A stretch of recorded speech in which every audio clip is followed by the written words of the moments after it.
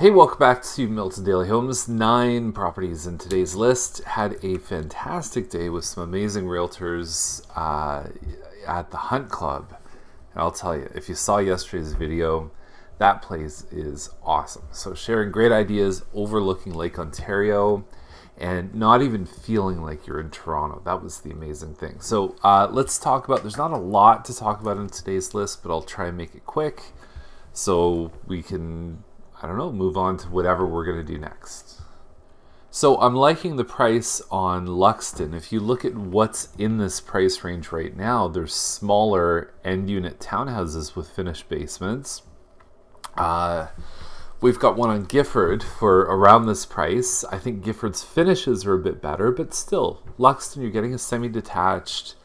It's a good size. The only thing that some people don't like about this model is you've got this front room here, which is intended as a dining room, but probably half the homes don't use it as a dining room. They'll use it as a little sitting area, a kid's playroom, home office. There's lots of things that we see in that room.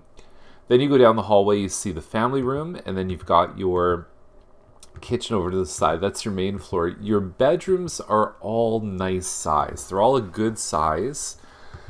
This is the one with the larger master closet, but then a smaller ensuite. And then you've got your finished basement here, which looks like there's a few different zones, 2 different kinds of floors. And you've got your 28 feet by 80 foot backyard. And it won't be long before detached homes are going to be put on this size of land. It's a good price. Now this one on Baverstock, well, here's an example, 665, it's 1360 square feet plus a finished basement. I've been in this home before. It is not good inside. Now they had it listed before. I want to preface by saying I don't know if they fixed anything up based on feedback. I went down to the basement, and the workmanship in this area and the basement in particular is bad. There's drips of paint that come down the post.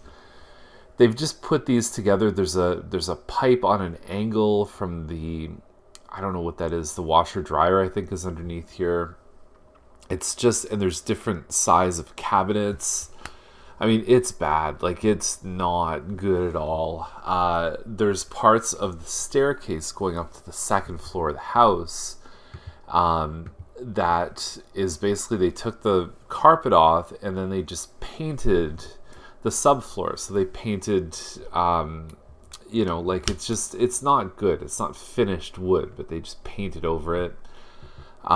Things like that. The backsplash was just not well done. And anyway, I'm not a big fan of this one. And when you look at something like Gifford, Luxton, even we've got one we're launching on Baverstock very soon, it's going to blow this one out of the water. So 324 Malick is in the Drury Park subdivision. About 190 homes in this area, and it's, a lot of people don't even know about it, but there's 4 streets, Poplar, Ledwith, Malick, and then you've got Centennial Forest. And so this area is great. It's really one of the few non-condo one-floor living options in town. You'll find old 50s bungalows, but they have big lots, and they're not often retrofitted with things like main floor laundry. Some of the builders have, like Coscourt built some, Mattamy built a few, but for the most part, the builders are much more profitable building 2 stories because they can sell on square footage than they are with a bungalow.